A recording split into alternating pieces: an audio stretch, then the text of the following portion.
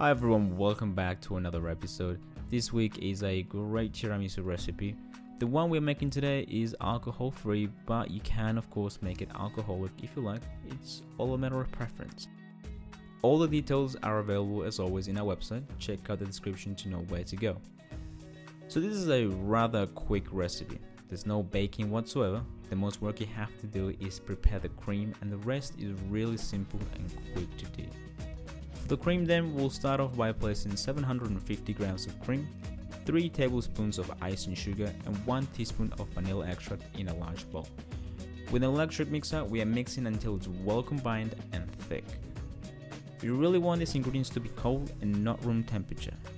Start slow and then go up to a nice high speed, and you're holding that for a couple of minutes until it becomes a thick cream.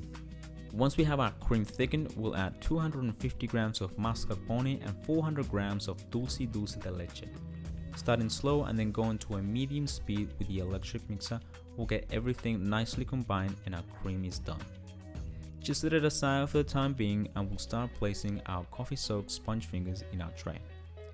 For this you'll need about 350 ml of coffee. How strong your coffee is really up to you. I'm using 3 espresso shots with the rest water, and I find that is a nice balance for this recipe. If you like alcohol in your tiramisu, here you can also add a shot or 2 shots of Kahlua. The tray can be anything that you like.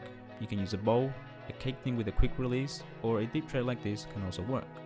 If you can get hold of gluten-free sponge fingers, then you can turn this tiramisu into a gluten-free dessert. We need to soak our sponge fingers in coffee. 2 or 3 turns in the coffee is all you need. They don't need to be soggy, just nicely soaked. So depending on the sponge finger that you have, some soak up a lot of liquid and some are a little denser, so play around with it.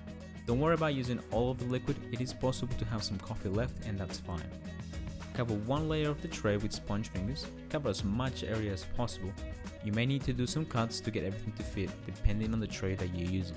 So we got our first layer done. And now we need to add our layer of cream. It will be about half of the cream, maybe a little less. Spread it evenly across, and then we are adding another layer of coffee soaked sponge fingers.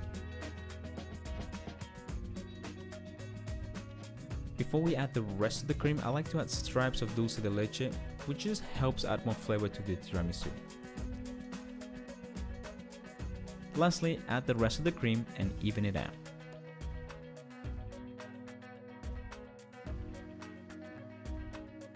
For the final touch, a thin layer of chocolate powder, which just helps to add a little bit of bitterness. We're going to take to the fridge for about 6 hours, and then you're ready to dig into it.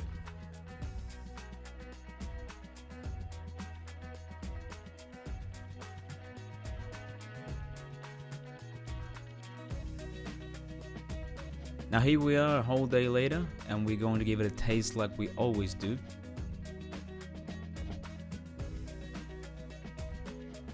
As you think, it's buttery smooth to cut and looks absolutely incredible.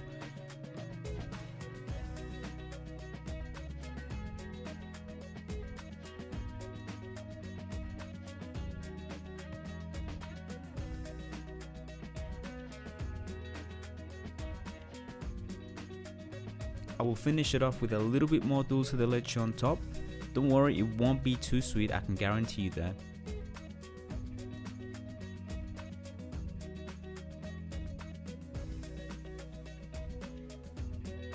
And it's absolutely amazing. Check out more videos here, and I'll see you next week.